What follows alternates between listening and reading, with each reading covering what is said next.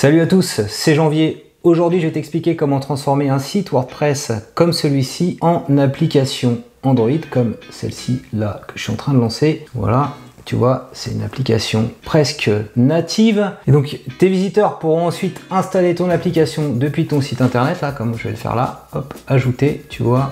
Ça va s'installer, ou depuis le store Google Play d'Android.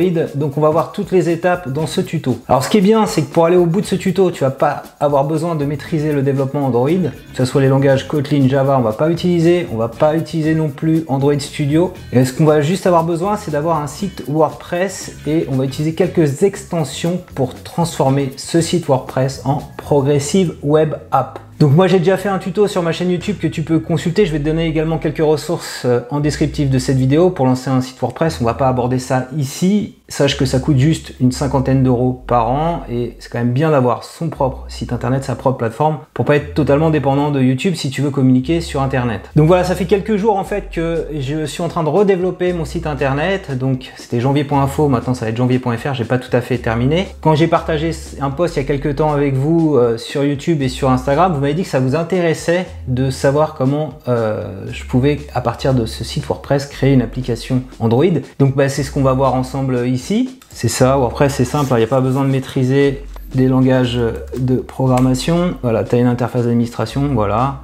Là, c'est les derniers articles que j'ai publiés. En général, c'est des vidéos que j'ai publiées sur ma chaîne YouTube avec des petites explications en plus pour aller plus loin. Si on va sur le tableau de bord WordPress, juste je te montre ma petite configuration. Donc, c'est ici apparence. Si tu veux faire la même chose chez toi, j'ai laissé le thème par défaut 2020. Tu peux, avec ce thème-là, personnaliser un certain nombre de choses. J'ai vraiment fait des choses très basiques, hein. Les couleurs, l'identité du site. Donc, tu vois, j'ai rajouté mon propre logo en haut, un slogan, l'informatique pour tous, et une petite icône 512 x 512. Donc, voilà, des choses somme toute très basique, hein, à la portée du plus grand nombre, faire ce genre de manipulation. Un autre petit truc sympa que j'ai ajouté en termes d'extension, c'est une extension qui s'appelle Sticky Menu. Et donc dedans, j'ai indiqué avec hashtag site-header de figer l'élément header du haut. C'est ce que tu peux voir ici quand je scrolle, le header reste. Et donc ça permet comme ça de donner un peu l'expérience d'une application native quand on est sur mobile. Voilà, donc tu vois, il y a le petit header qui reste comme ça et c'est assez sympathique d'avoir cette expérience là. Donc ça c'est juste pour le look and feel. Donc c'est, je disais, d'avoir un site hébergé WordPress en HTTPS. Donc tu installes le wordpress.org et tu n'utilises pas le site wordpress.com. Si tu vas chez OVH ou sur un autre hébergeur, tu as des modules en un clic qui te permettent d'installer ça. En termes de design de thème, prends un thème responsive, comme ça il s'adapte, comme on l'a vu là, sur mobile. Donc c'est ça un petit peu le secret de fabrication pour pas aller utiliser des langages de développement mobile Android assez compliqués comme Kotlin, comme Java, c'est d'utiliser les Progressive Web Apps. Donc c'est une technologie à base de JavaScript qui a été mise en place par Google depuis 2015 et qui permet d'offrir à des sites web l'expérience un petit peu native des applications Android et iPhone, à savoir ça va se charger très rapidement, ça va pouvoir être stocké en local, donc hors ligne, et tu vas pouvoir également installer cette Progressive Web App sur ton mobile comme je l'ai fait en introduction de cette vidéo, de sorte que tu aies toujours un accès rapide depuis l'écran d'accueil de ton téléphone. Donc pour faire la Progressive Web App, ça va être assez simple finalement. On va aller retourner dans WordPress ici, tu vas retourner dans l'administration, tableau de bord, et tu vas installer une extension.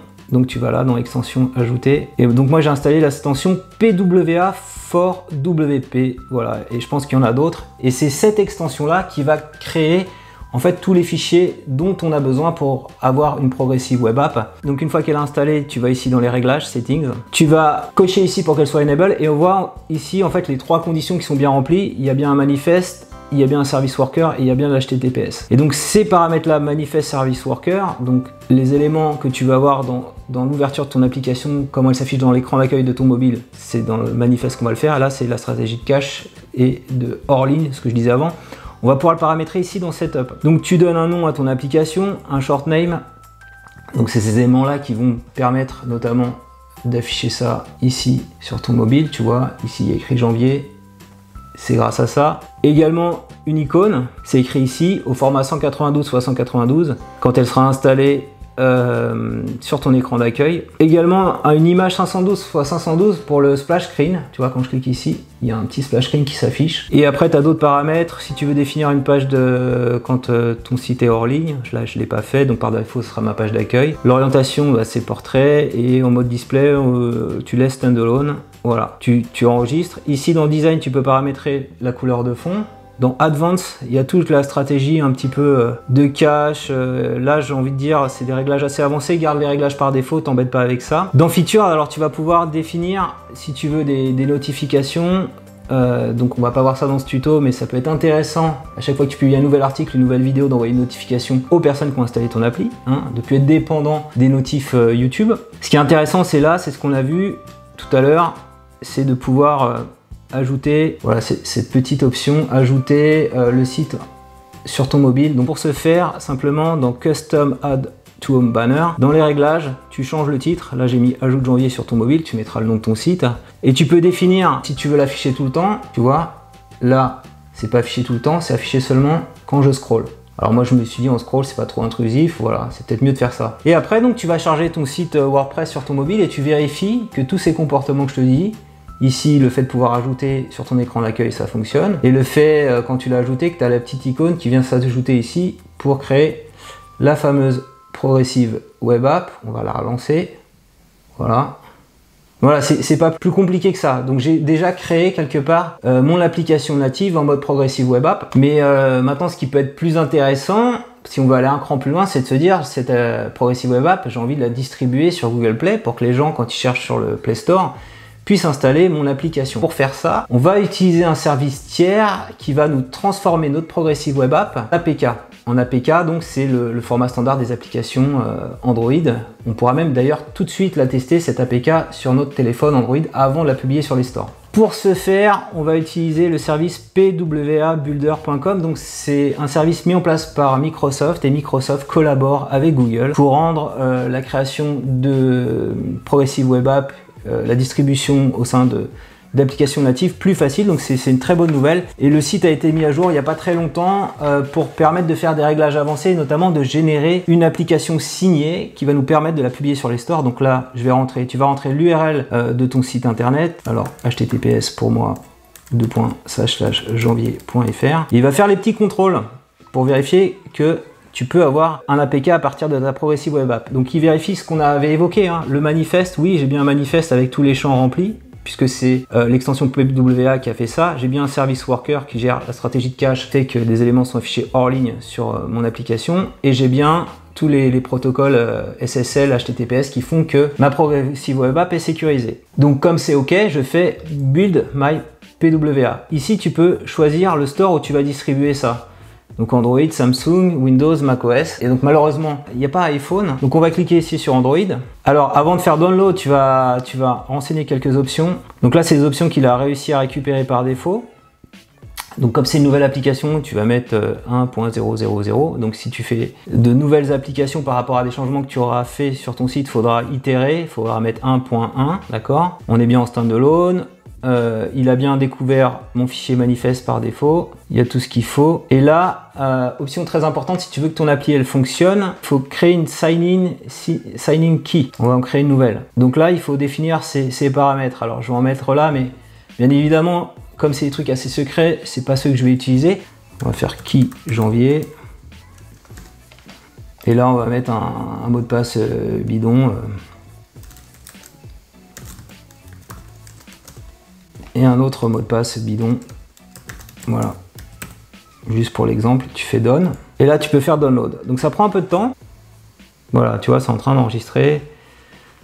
On va le mettre sur le desktop, on va appeler ça PWA test APK, voilà. Donc le répertoire il est là, et donc tu vois bien, j'ai ma version d'application signée. Alors j'ai aussi un fichier intéressant. On va l'ouvrir. Alors voilà, ça c'est un fichier assetlinks.json.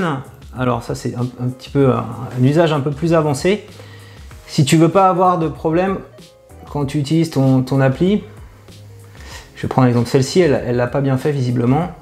Cette appli là en fait, elle a l'URL qui s'affiche tout le temps quand on navigue sur l'application en haut. Il faut cliquer sur la petite croix de fermeture pour la faire disparaître et ça ferme même l'app, donc c'est pas top.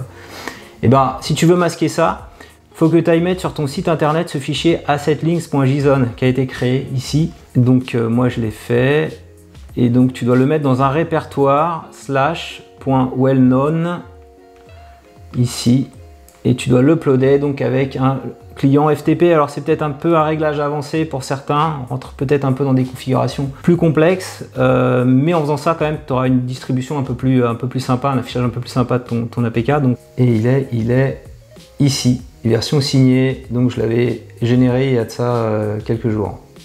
Donc je clique dessus, ok.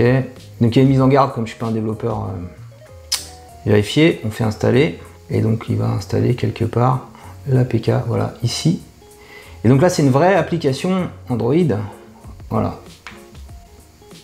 Et ça marche nickel.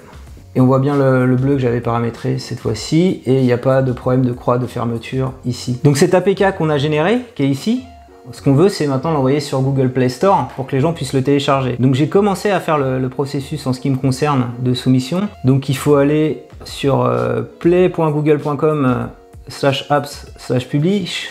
Donc il faut un compte développeur Google pour aller dans la console Google Play. Ça coûte 25 $ une seule fois et après tu peux publier autant d'apps que tu veux. Donc j'avais fait par le passé avec un générateur d'appli un peu merdique. Elle a été supprimée. Voilà, j'avais fait en 2015. Et là maintenant je veux la remplacer par celle-ci. Donc j'ai soumis l'application et je l'ai soumis hier et au moment où je tourne ce tuto, et tu vois c'est pas encore publié donc ça prend un peu de temps. Je vais juste te montrer un petit peu ce qu'il faut faire dessus. Voilà, délai plus long pour examiner votre application. Donc a priori la première fois ça prend quelques jours et après c'est quelques heures et c'est tout de suite disponible quand tu fais les mises à jour. Voilà, donc j'ai dû remplir toutes sortes d'informations sur la fiche Play Store, le nom, une brève description, un descriptif plus complet. J'ai dû rajouter mes icônes, des captures, ça c'est obligatoire de l'application, une image aussi 1024 x 500 qui sera affiché sur le store Android, une vidéo promotionnelle, ça c'est optionnel, le type d'application, j'ai dû catégoriser le contenu, indiquer mon site web, mon numéro de téléphone, j'ai dû indiquer également dans quel pays c'était disponible, donc j'ai mis tous les pays, j'ai dû donner mon accord sur un certain nombre de choses, j'ai dû classifier le contenu, j'ai dû également renseigner une URL de mention légale quelque part, voilà, c'est ça je crois ici. Donc il faut mettre l'URL de mention légale de ton site internet. C'est assez compliqué hein, quand même de publier sur Google Play. Ils font ça pour pas qu'il y ait n'importe quelle appli vérolée qui abîme les terminaux Android des utilisateurs. Et donc bien sûr, il y a la partie soumission de l'APK, c'est là je pense gestion des releases. Donc si je veux modifier la version ici, la première fois en fait tu n'auras pas ça, faudra juste ici rajouter ton fichier APK signé à cet endroit là et tout sera ok. Donc là on est un petit peu en attente pour que ça soit publié et tu vas être confronté à la même chose, donc sois patient, je pense qu'au bout d'une semaine ça sera bon. Voilà, donc je t'ai expliqué un petit peu toutes les étapes pour créer une Progressive Web App et une application Android. Si ce tutoriel t'a plu, je compte sur toi pour mettre un petit pouce levé. T'as vu, j'ai essayé de faire simple, d'essayer d'avoir une approche accessible, de ne pas rentrer dans les détails du code. Dis-moi en commentaire si tu as envie de créer ta propre application Android également, pourquoi faire, qu'est-ce que tu as envie de faire avec cette application, est-ce que c'est comme moi, tu as envie de promouvoir ton site internet. Dis-moi si tu arrives à t'en sortir au niveau de toutes les étapes, sur le WordPress, sur la génération de la Progressive Web App et sur la génération de l'APK. Donc si tu as des soucis, n'hésite pas à réagir en commentaire, hein, je me ferai un plaisir de t'aider. Et abonne-toi à ma chaîne YouTube pour recevoir chaque semaine un nouveau tutoriel. TikTok machine à tube est indexé sur Google, voilà, et l'avantage c'est que ça ouvre l'application dans l'article grâce à l'assetlinks que j'ai rajouté. Donc super, le référencement de mon app, de ma Progressive Web App sur Google, au top.